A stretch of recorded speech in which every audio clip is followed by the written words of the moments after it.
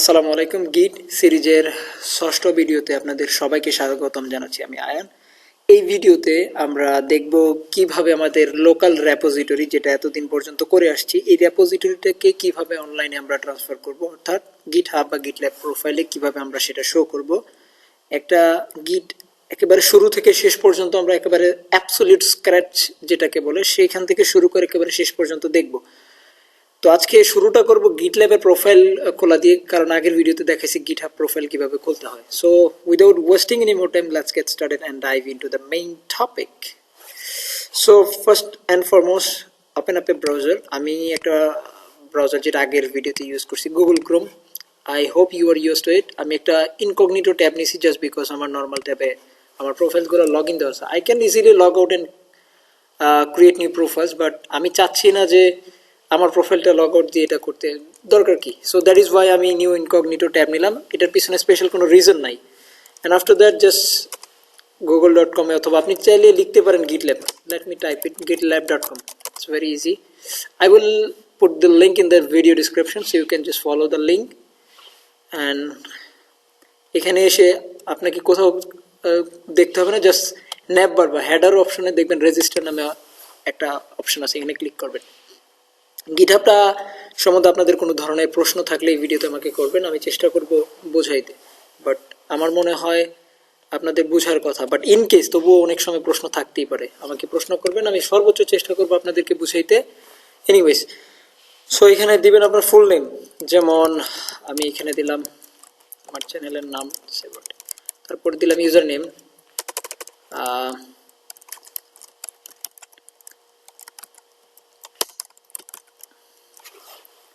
হ্যাঁ user name available. এইগুলা আমরা চাইলে আবার লিখে রাখতে পারি নোটপ্যাডে, কারণ এগুলা লাগবে, আর নর্মালি লিখে রাখা উচিত, লিখে রাখা উচিত। ইউজার নেম,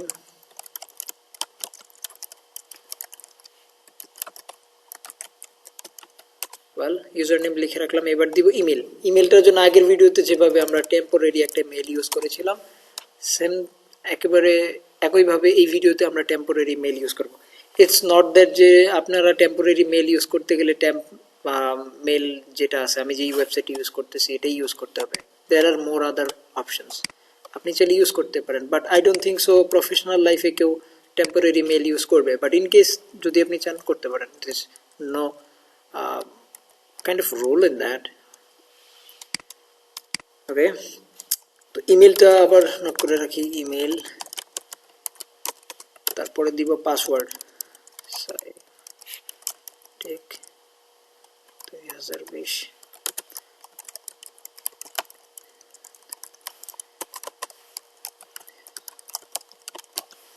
সেই পাসওয়ার্ডটা আমি কপি করে এখানে বসিয়ে দিলাম।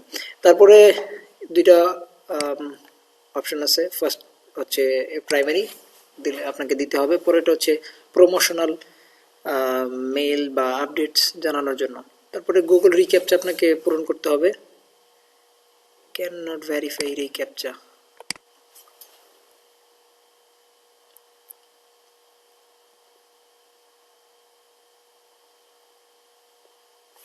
check your connection.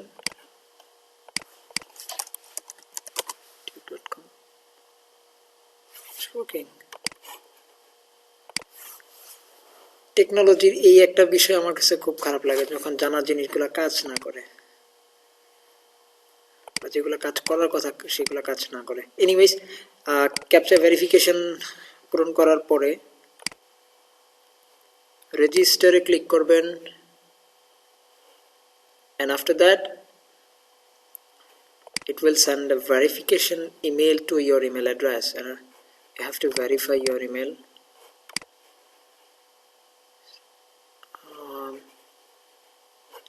Okay,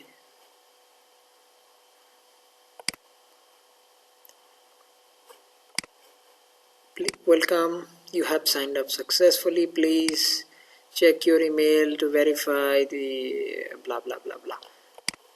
আপনি চেক করবেন, না আসলে এখানে রিসেন্ট দিবেন অথবা আপডেট করবেন। আপনি রেপোজিটরি ক্রিয়েট করতে হলে বা অন্যান্য কাজকর্ম করতে গেলে আপনাকে ভেরিফাই করতেই হবে। আপনি ভাবতেছেন যে এখানে আমি তো সকল মেনু পেয়ে গেছি, সো আমার মনে হয় ভেরিফাই করা লাগবে না। No, it's not that, you have to verify your email. Okay, what's taking much time? It's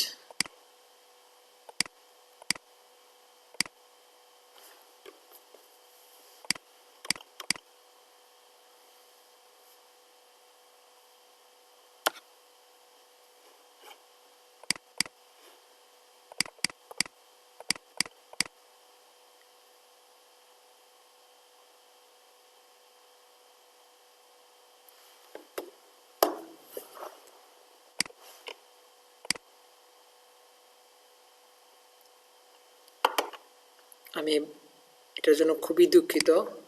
internet অনেক সময় অনেক ধরনের সমস্যা করে, আশা করি আপনারা ব্যাপারটা ক্ষমার চোখে দেখবেন। যা কনফার্ম ইওর ইমেল, আমার ইমেলটা ভেরিফাই হয়ে গেছে।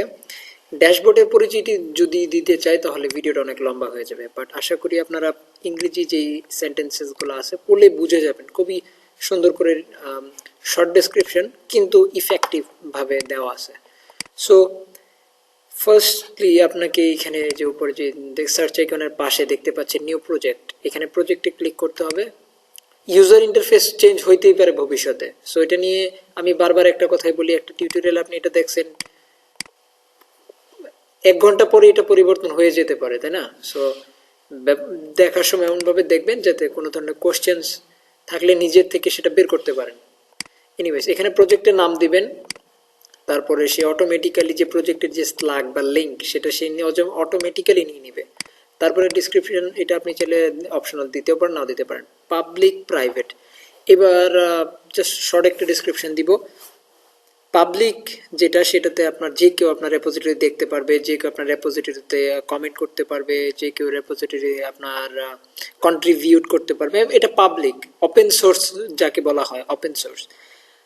আর যেটা প্রাইভেট সেটা হচ্ছে আপনার মানে ব্যক্তিগত, সহজভাবে যদি বলি ব্যক্তিগত প্রজেক্ট, ব্যক্তিগত রেপোজিটরি, এটা অ্যাক্সেস আপনার কাছে থাকবে বা আপনি কাউকে দিলে সে এটা অ্যাক্সেস পাবে, এরকম আর কি। So initialize repository with README, যেটা ইনস্ট্রাকশনের যে ফাইলটা থাকে সেটা আপনার রেপোজিটরির ভিতরে অটোমেটিক্যালি তৈরি হয়ে যাবে। আপনি চাইলে এডিট করে ইনস্ট্রাকশন সেটার ভিতরে লিখে দিতে পারেন। আপনি চাইলে রেটিক মার দিবেন, না চাইলে নাই, ক্রিয়েট প্রজেক্টে দিবেন।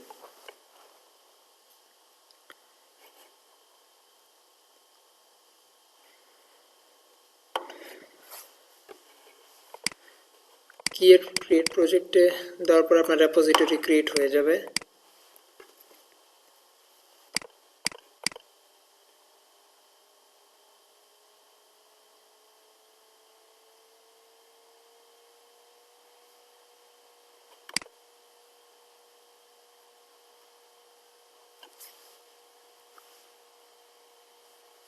ইন্টারনেট আজকে অনেক সমস্যা করতেছে।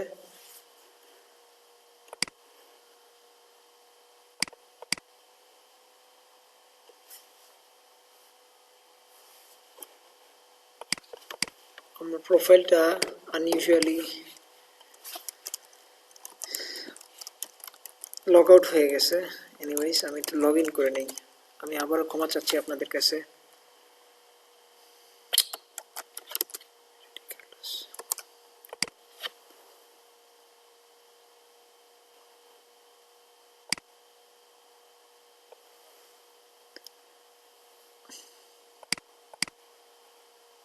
আমার টেম্পোরারি ইমেল দিয়ে অ্যাকাউন্ট খোলার কারণে আমার ইমেলটা, আমার অ্যাকাউন্টটা ব্লক করে দিছে।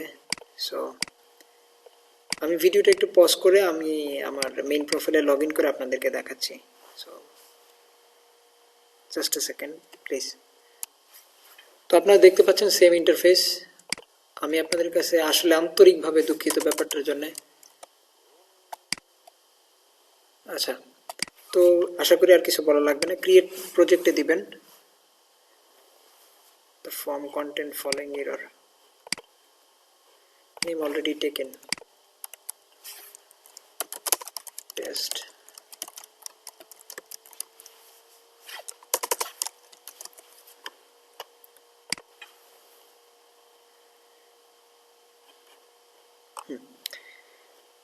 তো এখানে একটা ইরর দেখাচ্ছে, ইররটা কি সেটা আমি পরবর্তীতে আপনাদেরকে দেখাবো, এটা কিভাবে ফিক্স করতে হয়। বাট ফর নাও এখানে দেখেন আপনাদেরকে এই সাইড বারে কিছু মেনু দেখাচ্ছে, এগুলো কিছু দেখাচ্ছে, এগুলো আপাতত আপনাদেরকে বুঝতে হবে না, জাস্ট এখানে কমান্ডগুলো কি দেওয়া আছে একটু বোঝার চেষ্টা করেন।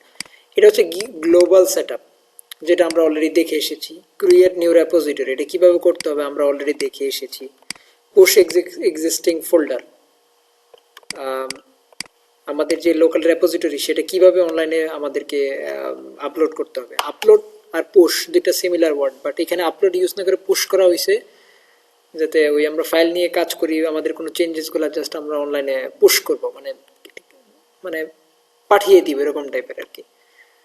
আর পুশ এন এক্সিস্টিং গিট রেপোজিটরি, যদি কোনো রেপোজিটরি আপনি পুল করে থাকেন বা অর্থাৎ ক্লোন করে থাকেন, সেটা আপনি হয়তো এখন বুঝবেন না, আমি যখন পুল করব তখন সেটা মডিফাই করে আবার যখন পুশ করবেন সেটা আমি আপনাদেরকে দেখাবো। সো এটা আপাতত থাকলো, এইটা নিয়ে আমরা এখন কাজ করব।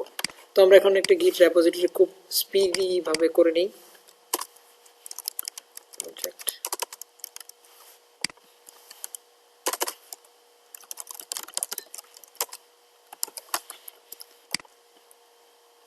Git Bash,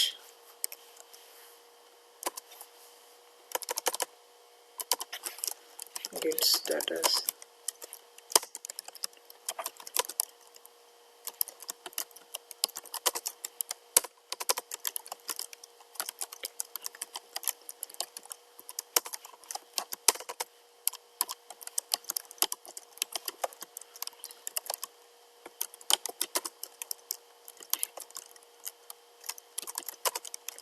লকটা কিন্তু অপশনাল, আপনি চাইলে দিতেও পারেন নাও দিতে পারেন। গিট লক যে দিতে হবে তা কিন্তু না, গিট কমিট পর্যন্তই আপনার মেইন কাজ আর কি।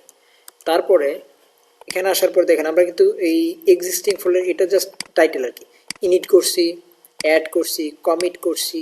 এখন দুইটা জিনিস আপনাদেরকে বুঝতে হবে, এখন বুঝতে হবে রিমোট কি আর পুশ কি। আচ্ছা, একটা গাড়িতে যখন আমরা উঠি বা একটা ড্রাইভার যখন গাড়ি চালায়, আগে তাকে গাড়ি চালানোর জন্য গাড়িতে আগে উঠতে হবে, তাই না? তারপর গাড়িটা চালাইতে হবে, মানে কোথাও যাওয়ার জন্য, মানে ইঞ্জিন চালু দিয়ে যেতে হবে। তো এই গিট, এই কমান্ডটা হচ্ছে কিছুটা ওই রকমই, আগে গাড়িতে উঠছে আর এই কমান্ডটা দেওয়ার পরে সেটা জাস্ট আপনার অনলাইনে পুশ হয়ে গেছে, আপলোড হয়ে গেছে। এটা হচ্ছে ফাইল সিলেক্ট করলাম, ফেসবুকে প্রোফাইল পিকচার দেওয়ার জন্য ফাইল সিলেক্ট করলাম, আর এটা হচ্ছে আপলোড বাটন, এরকম টাইপের আর কি। তো এই কমান্ডটা আপনারা লিখবেন, আমি লিখে দেখাই, বাট প্রথমে চেষ্টা করবেন কপি করে একবার দেখতে আপনি কাজ করতে পারেন কিনা। আসলে দেখেন, গিট রিমোট অ্যাড,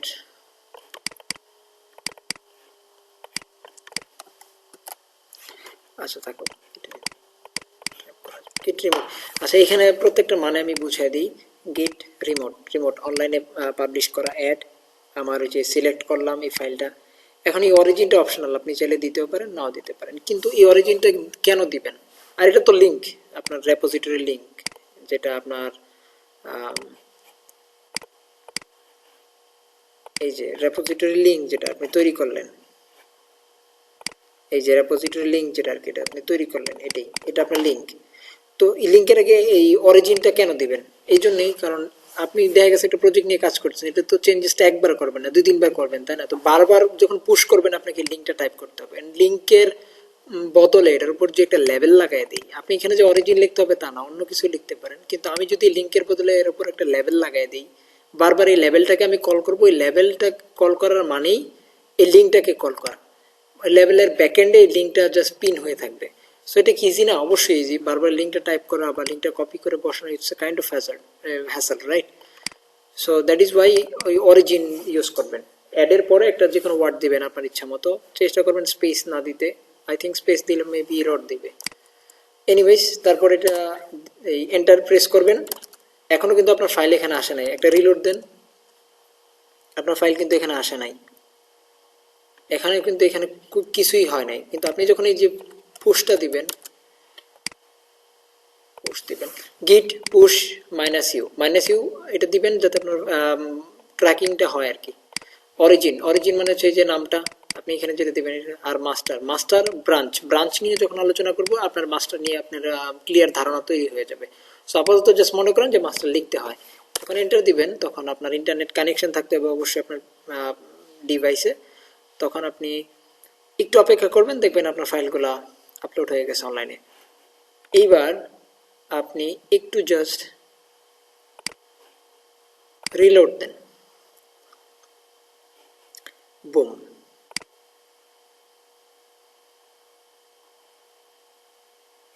একটু লোড নিচ্ছে, just a second, please be kind. Code is here, আর আমরা কি লিখছিলাম?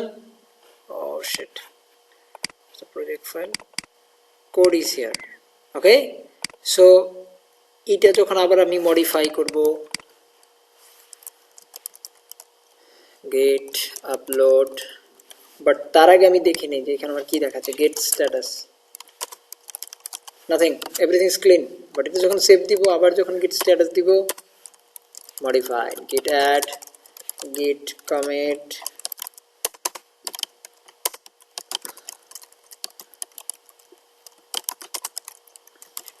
Gate push -u origin master, by default এটা মাস্টার থাকবে, আপনি মাস্টার না লিখলে এটা বাই ডিফল্ট মাস্টারই যাবে। গিট পুশ করি, ওহো, push u,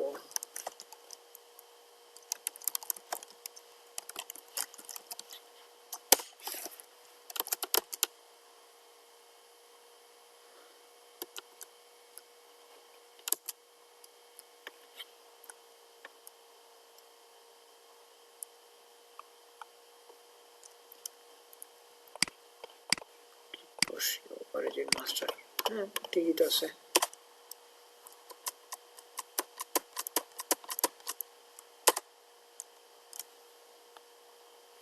আমার এখানে কিছু একটা ভুল হয়েছে, গেট পুশ ইউ অরিজিন, এই অরিজিনটা আমার বানান ভুল হয়েছে আগের বারও এবারও। আচ্ছা, এসএসএল কানেকশন এরর দেখাচ্ছে, এটা আপনারা ম্যাক্সিমাম ফেস করবেন।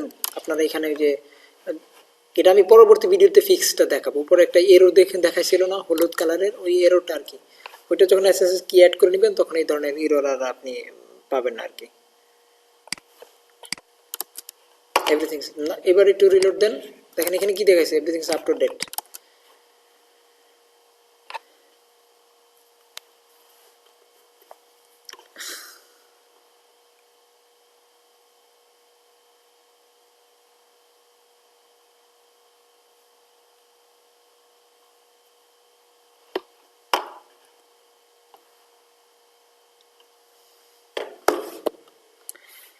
ইন্টারনেট সমস্যার কারণে ভিডিওটা আমি পজ করেছিলাম, তো এবার দেখেন গেট আপলোড, আমি যে লাইনটা এখানে এডিট করেছিলাম সেই লাইনটা